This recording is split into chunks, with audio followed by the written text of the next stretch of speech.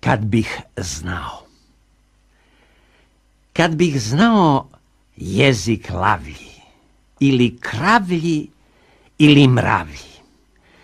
Kad bih znao jezik mačji, ili račji, ili svračji.